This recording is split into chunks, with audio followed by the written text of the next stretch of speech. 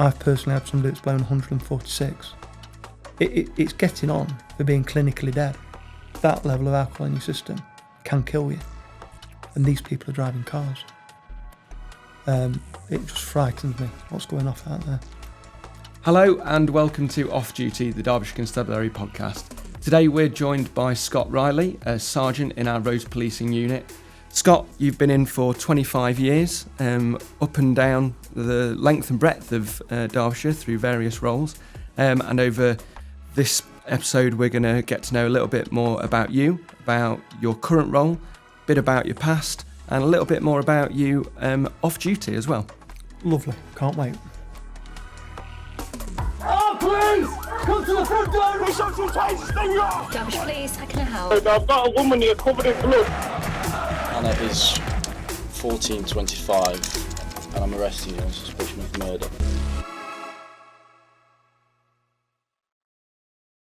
There's a lot of roads in Derbyshire. Is it every kind of road that you and your team will be dealing with, or is it specific ones? So we deal with fast roads, so the likes of your M1, A38, A50. Obviously, being a Midlands force, we've got the busiest area of the M1 going through our county, which causes its issues. The A50, in my opinion, is one of the most dangerous roads in Derbyshire and probably in the region, because it's basically a motorway joining two motorways. It goes from the M1 all the way to the M6, but it's not to motorway spec because it's just a dual carriageway. So we get a lot of incidents on there. There's national highways that take a lot of the pressure off with accidents that don't involve injury. But yeah, it is a lot of road to cover. And you said that about the A50. What kinds of incidents are you going to? Is there we talked to other officers where domestic abuse is sort of, a big chunk of their work. What sort of takes up most of your time? Unfortunately, I've been to a fatality at every junction, I think, of the A50, which there's 7. Derbyshire covers 7 junctions of the A50. So to remember it by you've had a fatality at each junction, that's quite stark, really. The trouble is with that road is it's so dark, it's not lit in vast areas of it, and it's so fast because there's not speed cameras, there's not even the traffic flow like there is the M1. You go on the A50 at night and it can be quite empty. So if you came across, for example, a stranded, broken down vehicle, you've got no opportunity to stop before you're straight into the back of that. So it is a very problematic road. Are there any particular reasons that you've seen or that you can remember about those incidents taking place? Is there any sort of commonalities between them? There's no commonality between the incidents. I suppose the only commonality is that somebody's lost a life. And I remember a retired collision investigation officer that I used to work with. On his leaving do, he said it's quite stark that you remember areas of Derbyshire where you've dealt with a fatality. And that definitely rings true with me. You don't necessarily remember all the details. You don't think about them day to day, but you'll drive past an area and you'll just think, oh, I've dealt with an incident here, or that's where this job happened, and you will remember all the details immediately when you drive past that area. So that is a little bit sad, but the good news is we do go to many incidents where we can help people, and we can offer some first aid, we can offer some reassurance, even if it's simply towing a broken down vehicle to safety. It's offering the public help, and that's what we're here to do. You said that about areas of the county. How long have you been in your role now and within the roads policing unit? So I started on the collision investigation unit, which is part of Ops, in 2018. I then moved across onto the roads policing unit in 2020. So if you include the time on the collision unit, I've probably done 8 years now on operational support, and 5 to 6 of them has been on the roads policing unit. And was roads always something you wanted to go into? Are you a bit of a car nerd? Yeah, I am. I do like my cars. I'm not one of these sort of geeky people that know the insides and outside the brake horsepower of every car, but I do like my cars. I like to drive them. I like to look after them. I'm into cars. I do like it, but certainly not as geeky as some people on traffic that really have got some excellent knowledge around the detail on different cars. What do you drive for your private vehicle? No wedges, but yeah. Well, unfortunately, I'm a bit of a not an environmental nerd, but I do really like the electric car revolution, and I really love electric cars. I think they're brilliant. Charge them off my solar panels at home. It gives me satisfaction that I'm not paying the tax on it, and not paying for the fuel. But I also think they're brilliant. I think the engineering's brilliant. Battery range has got a bit further to come, but they drive lovely. They're really nice. So my car of choice is a BMW i4. Nice. And quick as well, I'd imagine. Very quick. Obviously, I've never taken it above 70. As you wouldn't as a road policing sergeant, but no, unless on blues. Yeah, unless on blues. But they do get there very quickly. It's a very nice to handle car, but it's a very comfortable drive. And what I will say about modern cars, and that car in particular, but I'm sure all the makes are exactly the same, the safety features in them, looking as a road policing sergeant, you cannot help but be impressed. They sense what's in front of you, they brake for you, they take a lot of the effort of driving away from you. And you could argue that makes you lazy, but everybody has a lapse of concentration. And with the new modern cars coming through, and especially the EVs, they sense what you've not seen and they brake for you, and they give you a lot of get out of jail free cards, shall we say. So I'm all for the electric revolution. Do you think that there is an element of people becoming sort of, it's such an everyday thing to get behind the wheel of a car, you do it 2, 3, 4 times a day, that people forget the danger that they put themselves and other people in? If you were to go skydiving, you'd be checking your, parachute and making sure that everything was absolutely tip top. But if you're getting in and out of a car to say 2, 3, 4 times a day, do you think people have just become, I'm just getting in the car? It's just an everyday occurrence. Yeah, it's a great analogy because I've been skydiving. It was great fun. But yeah, you certainly wouldn't jump out that plane, would you, without checking everything several times. Driving is part of everyday life, and you do get complacent. You don't think about it. And I think the reality is we probably deal with a very small proportion of what's happening out there. The fact that we're dealing with it every day, to us it's very relevant, and we know the dangers, we see the dangers every day. To the general public, I mean, there are millions of cars on the road, aren't there? If you go on the M1 now and see how busy it is, and people go to and from their business, to and from the work every day, and nothing happens. So I think we're more sensitive to it because in policing we see it a lot more, whereas, as you say, the general public, their eyes probably aren't as open to it, unless they see it in the news, they see it on television programmes, and then it does make you think, but you don't think about it until there's a reason to think about it, if that makes sense. Do you think your role had changed how you drive? 100%. Yeah, I will say I wasn't the best driver. People probably say I'm not the best driver now. But it not only has my role changed my general driving, my role's changed my police driving.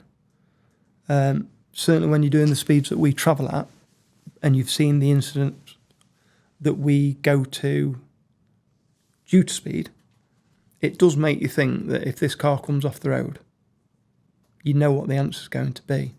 So if you're travelling to an incident at high speed because that incident demand warrants it, then you make sure you are extra safe. You give extra space around other vehicles. You know that the vehicle you're driving is in tip-top condition. We're really lucky that our vehicles are serviced every 5,000 miles, and that's done with good reason, because we go at such high speeds. If that vehicle comes off the road, unfortunately, there is a real chance of serious injury or worse. So you do think about it. And, well, you say high speeds. What sort of speeds would you be getting up to? So the Skodas that we drive can max out at 165. The BMWs will max out at 155. A normal running speed in the right conditions would be about 130, 135. But if you're in a pursuit with something, and we've certainly had a pursuit with an Audi RS, I think it was, that is capable of 165, you've got to be in 165 to keep with it. And I know in that particular incident I'm talking about, the BMWs that top out at 155, within 2 or 3 junctions of the M1, you're a mile behind it. So unfortunately, you do have to travel at them high speeds, dependent on the incident that you're dealing with. Like I say, I suppose for any would-be runners, we have got cars that can keep up with. Yeah. And I suppose we also have MPAS. Yeah, we are very specific about the cars that we procure and buy. First and foremost is the safety aspect of the vehicles. Are they up to the job? Secondly, are they quick enough to keep up with the quickest thing on the road?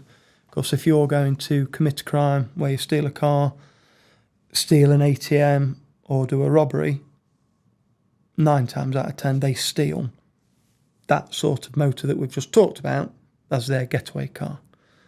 So we've got to have a response capable of that, as you say, so we can stick with that and give a commentary long enough to get MPAS, which is our air support service, to get the helicopter or the fixed-wing plane above that suspect vehicle, and then we can back right off and let the air support do that work for us. And that, because until such point as you have that air support, what are the sort of rules around the danger aspect of that pursuit, and how does that work? So we dynamically risk assess every pursuit. When you hear us do pursuits, you'll hear us pass what's called a DRA, which is that dynamic risk assessment. If, like today, it's a raining day, if the road conditions aren't right, if it's too busy, there are so many things that you could throw into the mix that would make me abandon a pursuit. But equally, if there aren't those reasons to abandon it, we will continue whilst it's safe to do so, because we can never get to a point where the police just don't attempt to stop you. That said, we will always put the safety of the public, ourselves and each other paramount. But also we've got a role and responsibility to the subjects in that vehicle. Unfortunately, there are fatalities when police are pursuing subject vehicles, and the public might find it really difficult to understand, but it is on us to make sure that what we are doing is looking after the health and safety of the people in that vehicle that are fleeing from us. So there's a lot to consider when we're deciding whether we do or don't pursue a vehicle. Have you had incidents in either wet or dry, but I suppose specifically in the wet, that have made you grip that wheel a little bit tighter? Yeah, when I talk about learnt experiences, and I shan't go into every one of them, but certainly you do make mistakes and you learn from them. But yes, I've certainly slid down one side of a slip road and back up the other, and been grateful that nothing's been crossing in between. And when you look at these, you've got to be open and honest with yourself and think, that's my mistake. And, for the grace of God, you've not had an accident, you've not collided with anybody. But if you did, you'd be responsible for that person's injury. And I think that is something else that's easy to forget. So if somebody's going to drink or drug drive, or somebody's going to speed, or somebody's going to do everything that we've talked about, the reality is that you could be responsible for somebody's death. And you've got to ask yourself, are you ready for that?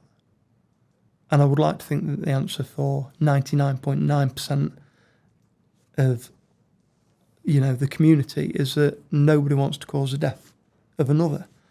The other thing when you're dealing with roads policing and when you're dealing with killed or seriously injured collisions, 9 times out of 10, the people that you're dealing with are perfectly decent members of the public that have never had any involvement with the police before, that have made a mistake, that have fell foul of one of the fatal 5 offences that we've been talking about. And all of a sudden, not only is the victim's life changed or sadly ended, but the person who's responsible, their life's now changed forever.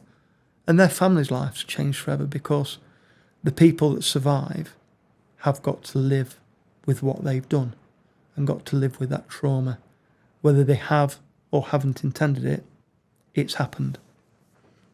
You talk about drink and drug driving. That's probably the one that people really sort of hone in on, I suppose, as an issue. when there are things that people think 2 pints is okay. I've had something to eat. It was 6 hours since I last had a drink. I'm guessing you've heard all of those things and more when you turn up to a collision or an interview afterwards.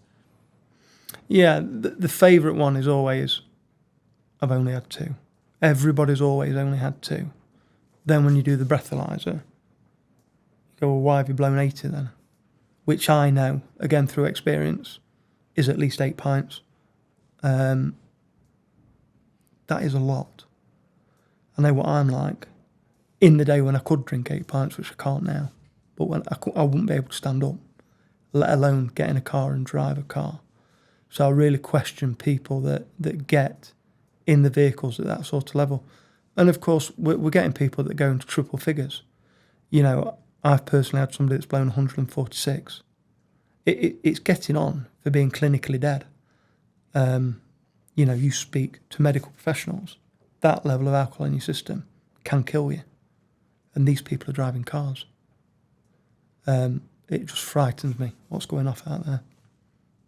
And for those people who either are caught drink driving or cause someone serious injury or even kill them, what are the penalties for them? And not just the penalties, because there's the criminal justice aspect of it, but then there's the societal sort of justice, I suppose, that you may lose your family, your loved one, in terms of splitting up with them, your job, all of the things that come with it. What types of things have you seen be the result for that offender?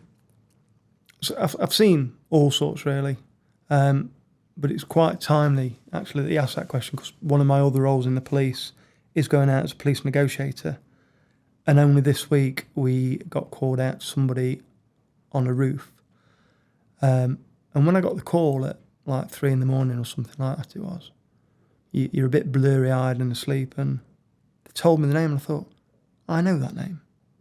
I do know that name. Then when I got to the scene, it was somebody that we'd sent to prison 5 years back for killing somebody in Derby in a fatal road traffic collision. And when we spoke to this person's family, they just said he's never recovered. It's never been the same person. And now that person is on a roof in a position of danger because their life's been so massively affected by what's happened 5 years ago. So if you've been involved in one of these incidents, it will quite often never leave you. And that is the proof in it that 5 years later, not only are the victim's family affected for the rest of their life, but the person that's caused the death of that person, who went to prison for it, who was found guilty of it anyway, is still affected. And I suppose, as you said earlier on, no one ever thinks it's going to be them, do they? No. And as I say, not most, but a proportion of the people that we deal with are normal, decent members of the public that have either not done something, made a one-time mistake, fell foul of one of the fatal 5, and we always think it's never going to happen to us. Unfortunately, our experience as police, we know it does happen. And to those people who may have, taken those risks with the legal limit, we know that there is a legal limit of what you can drive to, but what's the safe legal limit for you? I've got to say, of course I have, haven't I, that none is the right limit to drive on. Everybody knows their own limits. I know that I'm not particularly good with alcohol, so I wouldn't risk it. Certainly I wouldn't risk it because I'm a profession, of course. But you know your own limits. You know that the legal limit is 35. You know that the government put out the stats that's like 1.5 pints. So you make your own choices. But what I would say is modern technology has come on in masses. You can now get an Uber with one click of a button. You can phone a mate. You can make arrangements to get a lift home. You can choose to use public transport get the bus, get the train. There are so many different ways of getting back from where you are. Is it really worth that risk? You talk about that impact, from a mental health side of things, dealing with, traumatic incidents. How do you deal with that yourself? What sort of mechanisms, things within the job, things outside of the job? How does that work for you? So it is really difficult. I think the important thing is to not bottle it up, but then it's also really important not to overshare, because the last thing, and I have learned this from experience, where you deal with a particular job, it's quite traumatic to yourself. Then you go home and tell your partner about it, and then the next thing you look at your partner and your partner's in tears. And because your partner doesn't work in this world and doesn't have that exposure, nor should they have that exposure. So whilst it's really important to share so that you're not dealing with that grief on your own, you've got to be a little bit guarded as to when and where you share it. So support with colleagues is really valuable, really important. They understand it, and that is your place and time to offload and get it off your chest. So it comes with experience. You've got to be adult enough and big enough to shout up if you're struggling, and there are support mechanisms out there. But the biggest support mechanism is a police family. And so in your role from a collision investigation point of view, I suppose when you then moved into the RPU world, I suppose it's the first half of that incident. Would that be fair to say? Absolutely. And we call it the golden hour principle. The first hour of when an incident's happened is your fast-paced, fast-moving. That's when all your emergency services are on scene. That's when, certainly my role as a sergeant, you're the busiest. Of course, you're coordinating all that response. And if there can be a fun bit of an incident like that, and that sounds a very strange thing to say, it's the kind of bit that I thrive on, because it is that pressure of you've got one opportunity to get it right, you've got one opportunity to save life and limb, which is ultimately what we're there for, and you've also got one opportunity to make some early decision making, to arrest somebody, to get some CCTV, to seize a car, to stop people leaving the scene, to lock a scene down so you've got the evidence, to send an officer to the house to get the vital CCTV, to read the log and look at the calls that are coming in, because somebody may call up and say they've seen it, they know what's happened. And that's really interesting, and I do thrive on that. Incident response is really quite something. I remember once standing on the bridge of the A38 at Palm Court and looking over a carriageway and just seeing a sea of blue lights, about 30 emergency vehicles. And I just stood there and thought, if that was my family member, I'd be really happy. Not happy that the incident's happened, but happy that that individual's been given every opportunity of life. And I think public services get a lot of criticism, but let me tell you, when it's on like that, I think we're brilliant, because absolutely everything is thrown at these incidents to save life. And that first time, because there's always a first time, isn't there, of turning up at a scene and it's you that's got, that command at that moment in time. What was that like? So I remember turning up to one on the A50, and it was like a plane had crashed. There was just bits of car everywhere. And I stood there in quite a silent moment going, oh my God, what do I do with this? Where do I start? And then, like some hero over the hill, another police car turns up that's one of the more senior officers, Jason Graves, before he retired, and you just go, thank God. Because whilst you might be the sergeant on the team, you don't know everything. And certainly that experienced hand to turn up just gives you that reassurance. And then when you see the air ambulance doctors turn up they don't fly at night, they come in the cars at night, and then that doctor turns up, and all of a sudden the emergency response starts kicking in. But yeah, in that first moment when you're on your own, it is a bit of a gulp moment.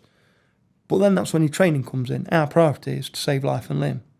So if there's two vehicles involved, one is very much unfortunately deceased, and the other one isn't, then our training says that you go to the one that's got some chance of life. And importantly, take a minute just to get that information back to the control room. And we are very professional in what we do. Once you've got that message back, I can switch off, concentrate on what I'm doing at the scene, because I will know that the cavalry is coming, and I can just rely on that.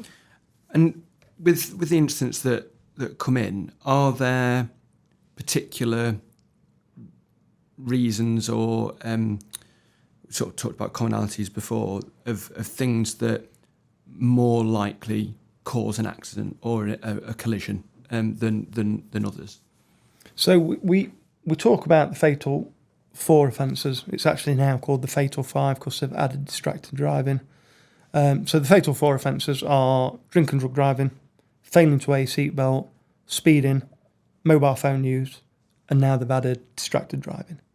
And if you'd have said to me before I was a road policing officer that would be the cause of 80% of the incidents that you go to, I wouldn't have believed it. But I've got to say, and it is lived experience, I'm not relying on any sort of statistics here, but my experience is that every fatality, every serious injury collision I've been to, I would say 80% of them are down to one of the fatal 5 offences. And take something like a seatbelt. That's something that I suppose people probably think of as being right down on the sort of lowest end of an offence that you could commit, in either driving or as a passenger. But you'll have seen, I'm sure, an incident whereby someone has lost their life as a result of not wearing a seatbelt. Yeah, so one of the ones that I always remember is, and he was a young lad, I can't remember, he was 21, 23. And I remember he's quite a big bloke. And he was involved in a road traffic collision where, I can't remember the exact circumstances, but he collided with another vehicle. It spun his vehicle and he was ejected out the passenger window. And unfortunately, the ejection from the vehicle was what killed him. And it was absolutely clear that he wasn't wearing his seatbelt. We did the door knock, as we have to do, to tell somebody that their loved one's not coming home. And I believe it was his fiancée, was expecting a young child, who obviously he was the dad. And she said to us, yeah, he never used to wear a seatbelt because he was worried that if he was in an accident, you'd not get him out. Well, we absolutely would get you out for all the reasons that I've said earlier. We all carry seatbelt cutters, we all carry glass hammers in the police cars, and if you're in an accident, trust us, we will get you out. But that one always sticks in my mind because you just think of the loss, not just to his own life, but to that young family. And I'll never forget that one, just because of the loss that they've been through, just for that simple reason of not wearing his seatbelt. And hand on heart, he thought he was doing the right thing for him. What goes through your mind when you're driving, making that drive to go and deliver that news? You always do a little bit of research and have an idea of who's going to be answering that door and who you're going to be speaking to. So you never know what to expect, but you know kind of who you're going to visit. And I think you're just thinking, their life will never be the same from this door knock onwards. And we are trained to get to the point because, unfortunately, and please don't take this as every occasion, but quite often if police officers are knocking on your door at that time in the morning and you've got no other contact, there is a reason for it. It's not always devastating news, so don't be alarmed. We do go for other reasons. But what goes through my mind is, before you've even said anything, they kind of know what the next words out of your mouth are going to be because they'll know that somebody's not returned home that should be returning home. They'll know that they're late. They'll know that they're not where they're meant to be. They'll know that they've called the mobile phone and they've not been answering.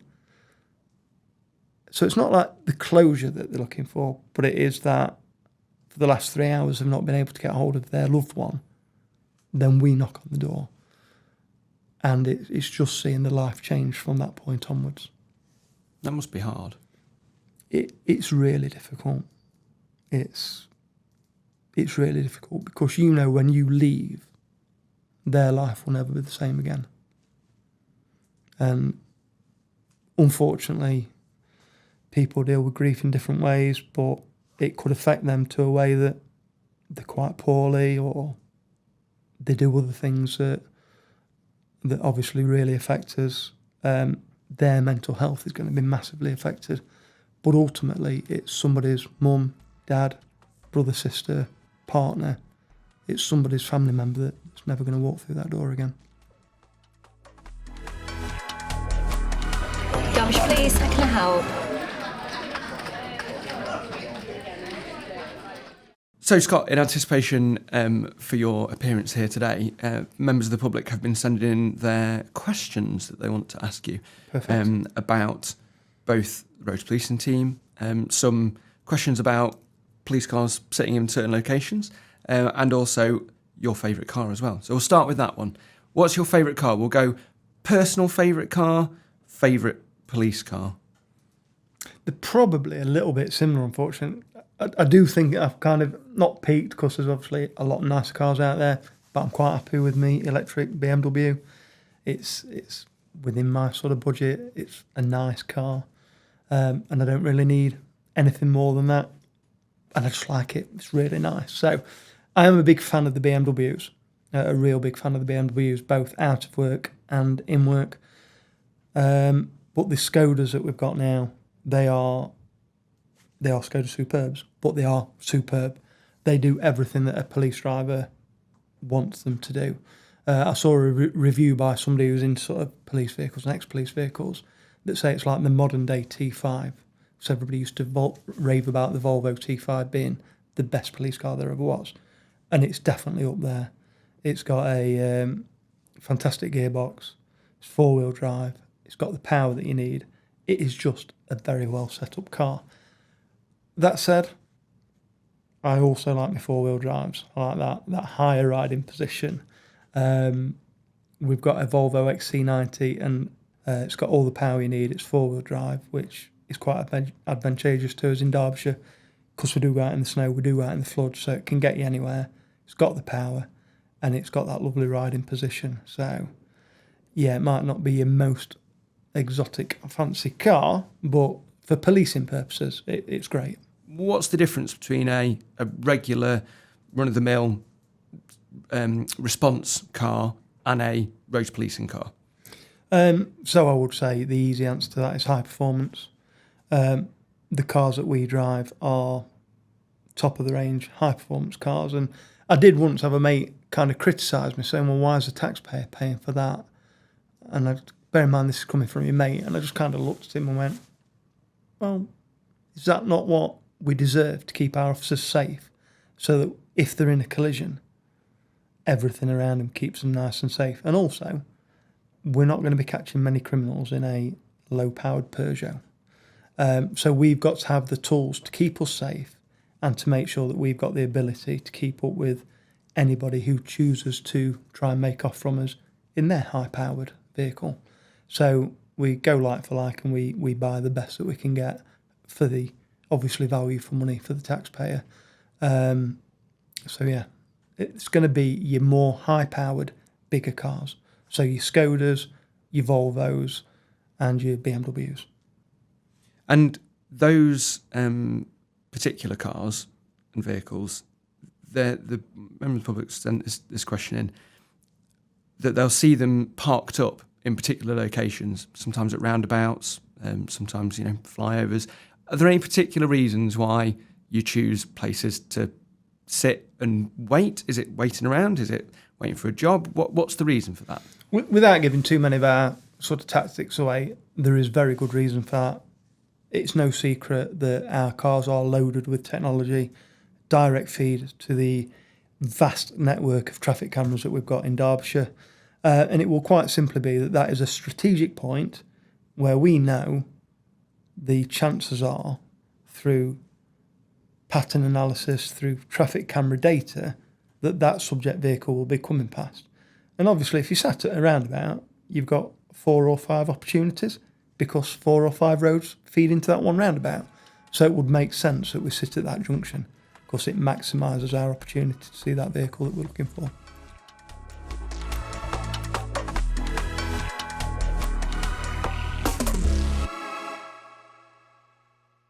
Scott, we've got some questions now to get to know you a little bit better. Okay. So you mentioned caffeine as being a necessary point for you to on a day. What's your favourite coffee stop? Oh, now you've got me. Anywhere really. I just like coffee. Just like coffee. I just really like coffee. It's got to be sort of bean to cup coffee. I'm a bit of a coffee snob when it comes to that. I'm fortunate enough I've got one at home that I can bring some with me. But when I'm out and about, I have many places where I can just drop in and have a coffee. So yeah, as long as it's a proper coffee, sort of not your instant, then any really. Any, not fussy. No, just I'm not proper. fussy. As long as it's, like I say, a proper made coffee. And yeah, I really like that. Is it a latte, a flat white? And on nights, it's got to be a flat white at a certain point of the nights, but not too late because then you can't sleep for the next day. And then before that, it's sort of normal coffee. But I've got to say, in the afternoon, I have to curb my coffee intake, otherwise I start shaking and I know that I've had too much. Yeah, that's not the one, is it? It's when not, you're doing it's 130. it's not the... so I get to a point when I have 3 or 4 cups and I think, yeah, got to go on to tea now. And I suppose out on the roads, what's your favourite lunchtime snack for being out and about? Oh, you've got me there. I do like a Tim Hortons for breakfast. Do like that. But then I'll tell you now. I can answer this question.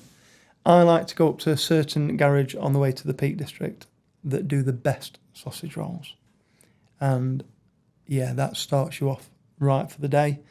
And then on the way back from the Peak District, there is also a little place we can drop into and have coffee and ice cream. Why wouldn't you if you get paid to go and police the Peak District in the summer? Finish it off with a nice coffee and ice cream. That's definitely the way to go. Be a silly an option not to, really, wouldn't it? Of course it would. You talked about that next day aspect, either from overnights or you've done a long shift. See your cup there. Dog walking, I presume, is a big pastime. Yeah. So on the mug there, we've got Riley, who is one of our retired police dogs. Don't judge me, I didn't name him. Did you pick him because of the name? Was that? Yeah, well, we did. So Riley was a police dog that worked alongside our shift. I really got on with this handler who's now retired. So on nights when we'd stop for coffee, we would go to one of our favourite spots in Mickleover and have a coffee. And Andy would pull up in the police dog van, raise the boot up as they do to give the dog some air, and we would sit chatting and Riley would just sit looking at you. Now, most police dogs you go past, they will be rocking from side to side. Of course, the dog's going ballistic as to why you've dared walk past their van, whereas Riley would just sit and look at you. And I thought, yeah, I quite like you. And then obviously he's my namesake. So when Andy was retiring, who's his handler, I knew that he wasn't taking Riley with him. So I'd say I asked. I didn't actually ask. I made a comment to another dog handler, I quite like Riley, and that was it. They were straight on me. Oh, I've heard that you want Riley. So me and my partner adopted Riley. A few reasons for that. As a kid, my mum and dad used to breed German Shepherds. So I've always grown up with German Shepherds. Never had one of my own. It's good for us to have Riley. It's good for the dog to have a good home to go to. And my parents love it as well. It's like a grandchild that they've never had because they've got this love for German Shepherds. So all round it's really brilliant that we've had him. Sadly, last year we nearly lost him. He contracted sepsis. We took him to Pride Veterinary Centre in Derby, and the outlook wasn't good for him. But a fantastic charity called the Thin Blue Paw helped us with the quite extensive vet bills that treating a dog with a condition like that comes with. So happy to say that is now almost 110% of his former self, and and still causing me mischief around the house. And what's it like having an ex-working police dog as a pet? Because I imagine that takes some looking after. It does. He can be quite boisterous. And I think the key is, and this is probably no official guidance, but I'm quite boisterous back with him. When we first had him, my partner had quite often she'd come home and find us both fighting on the front lawn. And I think that was a kind of getting to know each other phase. But he's brilliant. He is every bit of the pet that you would expect. He's obviously got that feisty side still, but that feisty side is only to protect you or the family. But day to day, he is a soft, gentle giant. He will roll over and have his belly tickled quicker than anything else. I'm guessing, you sat down for long periods of time at the job. Getting out and about with him in the countryside is a nice sort of distraction from work. Yeah, I love Derbyshire. I always have. That's obviously I live in Derbyshire, born and bred in Derbyshire, and the Peak District is fantastic.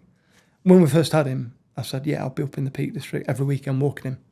Of course, I've been once, and I've had him nearly 4 years because life just gets too busy, doesn't it? But I do live locally. We've got vast areas where we can walk him, and it is. We talked about mental health earlier. And it is as good for me as it is for him. 12-hour shifts are long. What we deal with is sometimes hard. So getting out with him for an hour, whether it be walking down Cromford Canal or one of the other favourite places that I like to go, it's healthy for me, it's healthy for him, and it's just nice.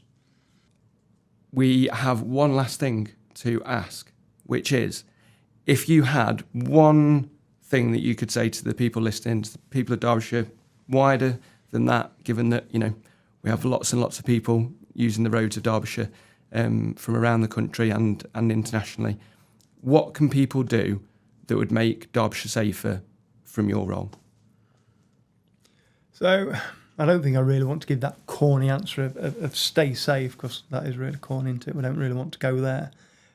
But it is about looking after yourselves. But not only looking after yourselves, being mindful that your actions will affect everybody else around you.